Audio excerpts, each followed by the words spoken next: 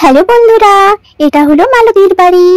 আজ মালতী ওর বোন মধুকে বাড়িতে নিমন্ত্রণ করেছে মাছ ভাত খাওয়ানোর জন্য। তাই তো ও জলদি জলদি সব কাজ করছে। আমাকে জলদি জলদি রান্না করতে হবে, না হলে তো মধু পৌঁছে যাবে, আর আমার মাছটা তো এখনো বাকি রান্না করতে। মা মা, আমার সাথে নুপুর চলে এসেছে। মধু আন্টি আসতে অনেক দেরি হবে, তাই নুপুর আমার সাথে চলে এসেছে। ভালো করেছো রিয়া, তোমরা দুজন এখানে খেলাধুলা করো, আমি একটু যাচ্ছি কুয়ো পাড়ে জল আনতে। জলদি জলদি তো রান্নাটা করতে হবে। মধুকে ডেকেছি, ও এসে বসে থাকবে, তাহলে কি আমার ভালো লাগবে? এই কি এত সুন্দর পোশাক পরে মালতীর বাড়ির সামনে এটা কি দাঁড়িয়ে আছে?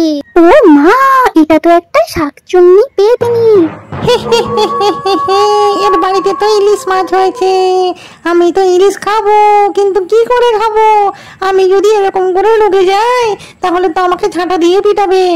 আমি চুপ করে এখানে দাঁড়িয়ে থাকি আর কোনো একটা ফোন দিয়ে আটি, আজ তো আমি ইলিশ খেয়েই যাবো। এ আবার মাছ খেতে ভালোবাসে নাকি? ও নিশ্চয়ই মালতীর বাড়ির মাছের গন্ধ শুকে এখানে চলে এসেছে। জলদি জলদি আমাকে দিদির বাড়ি পৌঁছতে হবে, না হলে দিদি রাগ করবে। আরে যখনই আমি কোথায় বেরোনোর জন্য রেডি হই, তখনই কোনো একটা কাজ এসে পড়ে। ও মা, এটা কিসের আওয়াজ ছিল? এখানে কেউ আছে নাকি? এই তো আমি মেয়েটার শরীরে ঢুকে যাব। ঢুকে গিয়ে আমি ওর বাড়িতে গিয়ে ইলিশ খাবো। কি আনন্দে যে ইলিশ খাবো, আমার তো জিভে জল চলে আসছে। যাই, আমি ঢুকে যাই। আর শাকচুন্নি পেতনিটা মধুর ভিতরে ঢুকে যায়।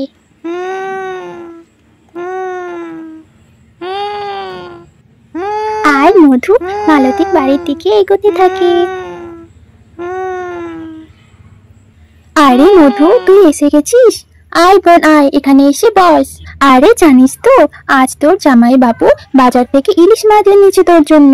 তাই তো আজ তোর জন্য ইলিশ মাছের সর্ষে বাটা রান্না করব। কি রে মধু, কথা বলছিস না কেন? ব্যাপার স্যাপার কি?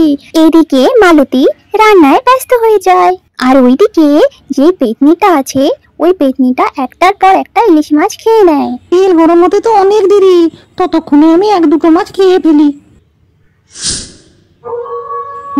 খুব সুন্দর খেতে, খুব সুন্দর খেতে, খুব ভালো লাগছে। আহা, ইলিশ মাছের স্বাদ খুব সুন্দর। কি সুন্দর খেতে, কতদিন এরকম মাছ খাইনি আমি। আহা হা হা হা হা, সুস্বাদু সুস্বাদু মাছ। কিন্তু ইলিশ মাছটা তো আর মধু খাচ্ছিল না, খাচ্ছিল তো ওর ভিতরে ওই পেতনিটা। চলো, কড়াইতে তেল চাপিয়ে দিয়েছি, এবার একটার পর একটা মাছ ভাজতে হবে। আরে এটা কি হলো? আমার কাছে তো 6টা মাছ ছিল, এখন মাত্র 3টে কেন? ব্যাপারটা কি? আরে মধু বোন, বিড়াল টিড়াল এসেছিল নাকি? আরে এখানে দেখ 6টা মাছ ছিল, আর এখানে এখন 3টা মাছ আছে। হায় হায় হায়, আমরা এখন কি খাবো? আরে মধু, তোর হাতে ওটা কি রে? আরে তুই কি কাঁচা মাছ খাচ্ছিস মধু? এই নে, আমি তো ধরা পড়ে গেছি, এবার আমি কি করব? বলছি কি মালতী, আমি বাজার থেকে মিষ্টি নিয়ে চলে এসেছি। মিষ্টি এখানে রেখে দিলাম, বুঝলে? আমি গেলাম কাজে, তোমরা খাওয়া দাওয়ার পরে মিষ্টি খেয়ে নিও। ও গো, শুনছো? তুমি শিগগিরই এখানে এসো, মিষ্টি পরে রাখবে। আরে কি হলো? আরে শিগগিরই এসো, দেখো দেখো মধু যে কাঁচা মাছ খাচ্ছে। কি জানি কি হয়ে গেছে ওর। কি হয়েছে বলো বলো, কি ব্যাপার? আরে এটা কি হয়েছে? ওর হাতে কাঁচা মাছ কেন? কি ব্যাপার? ইলিশ মাছ তো কাঁচাই খেতে ভালো লাগে, তোরা কখনো কাঁচা ইলিশ খাসনি? ও মা গো, মধুর মধ্যে কি পেতনি ঢুকলো নাকি? মাছ খাকো পেতনি। আরে এ তো সাধারণ লক্ষণ নয়, মনে হচ্ছে ব্যাপার খুব জটিল। দাঁড়াও দাঁড়াও, আমি একটুখানি তারানাথ তান্ত্রিককে ডেকে নিয়ে আসি। এই তারানাথ তান্ত্রিকই পারবে এটা সমাধান করতে। এ তো মনে হচ্ছে ভূত প্রেতের ব্যাপার। হ্যাঁ হ্যাঁ, তুমি জলদি যাও তো, তারানাথ তান্ত্রিককে ডেকে নিয়ে আসো। আমার তো মনে হয় না আমার বোনের কোনো সাধারণ রোগ বিসুখ হয়েছে, এটা কোনো ভূত প্রেতেরই ব্যাপার হবে। আমার বোনকে তো ঠিক করতে হবে। ঠিক আছে মালতী, তুমি একটু মধুর খেয়াল রাখো, আমি একটু তারানাথ তান্ত্রিকের বাড়ি থেকে ঘুরে আসি, কেমন? যা, যাকে খুশি ডাকবি যা।